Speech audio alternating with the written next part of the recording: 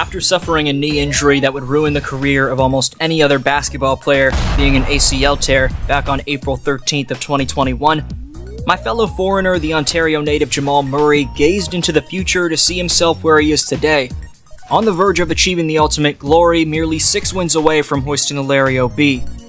The Kitchener-born killer may face the gloomy task of playing 3 of potentially the next 4 games in Los Angeles in front of an unfamiliar Hollywood crowd, but the Blue Arrow, who learned everything he knows under coach John Calipari at Kentucky, where he earned that nickname, just may be up for the task. An attempt to prove your boy D-Flow dead wrong, who predicted a LeBron 0-2 comeback, Murray has so far in this Denver-LA series been a stone-cold assassin for his number 1 seeded Nugs. Whether it's running off the Nuggets' famous Spanoulis action, pairing with Nikola Jokic to form one of, if not the NBA's most lethal 1-2 punches, or generally just having become the only player over the last quarter of a century to post 4 20-point fourth quarters, Jamal has been certifiably a playoff killer. While he's about to face the most pressure-filled environment that he's maybe ever been in as this series shifts to LA, which says a lot considering how much pressure he's faced in the past, all signs may just point to this Canadian kid getting past the torch. Stay tuned to see why Murray's return to full form has been inspirational, how he's received nothing but disrespect as opposed to expectedly the opposite, and how he just massacred the Lakers for 23 points in the fourth. Right quick, just 13% of you watching are subscribed, so if more of you were, we'd hit 100k subs. Can't thank you enough for any bit of support. So while Nikola Jokic impressively just posted his 13th career triple-double, nothing was more instrumental on the Nuggets taking a commanding 2-0 series advantage in these Western Conference Finals than the Blue Arrow turning up his game when it mattered the ultimate most. Resembling a new age hybrid of Stephen Curry and Kobe Bryant, whether it was pulling up for seemingly impossible contested double-clutch jumpers in the lane, like the Black Mamba, or running off zooms actions leading to on-ball screens before getting an inch of space and letting fly of deep-range bombs like the Chef, everything was clicking for the Canadian. After getting Davis switched onto him, knowing AD's gassed in the fourth quarter with the altitude advantage, first he goes between the legs cross left, drifting back Hezi dribble with his left, fakes the take with a drive entry Hezi and moving jab step before transitioning into a space-creating step back with AD late to close out.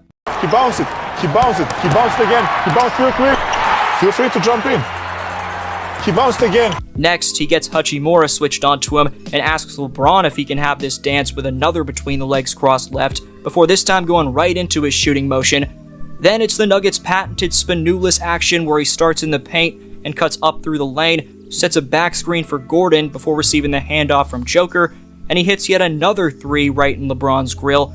How about more in-between game magic as he transitions to the post, then quickly transitions out of the post. Reeves is forced to help with LeBron sagging off, and he drains it in Austin's grill from the elbow.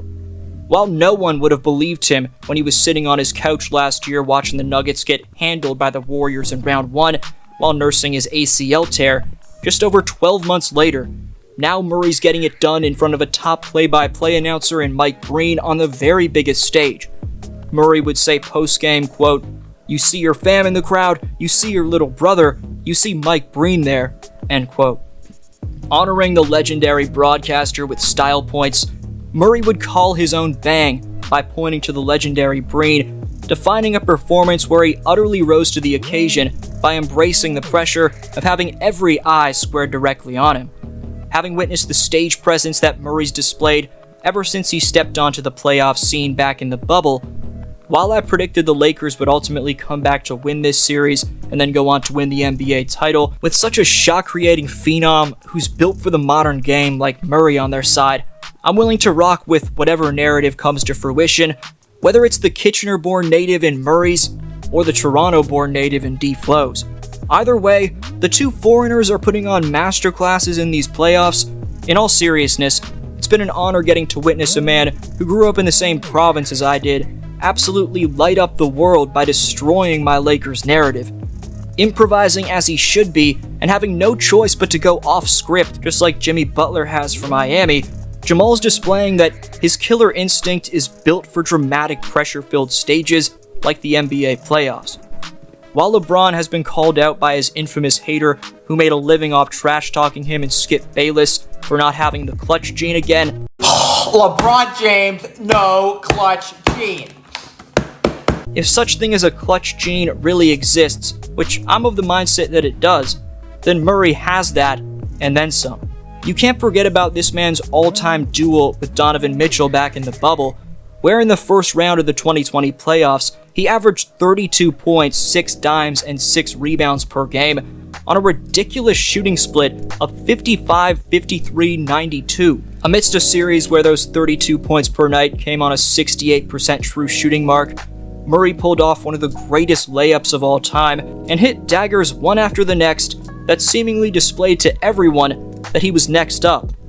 But with the bubble guppy rumors being spread across the league, with people saying that no fans in attendance allowed him an easy pass to do what he did, now Murray's getting to prove to everyone that he was made for this stage the whole time. Murray would speak on the lack of respect he's received since that Disneyland showing, given the fact that he's earned the disrespectful nickname of Bubble Murray, saying after this most recent beastly showing in Game 2, "I don't think I get enough respect as I should be. I'm better than a lot of players in the league. Every time I see rankings of guys, I think, man, that's crazy. Maybe it's because I've been out for so long, but if we win the chip, it changes everything." End quote.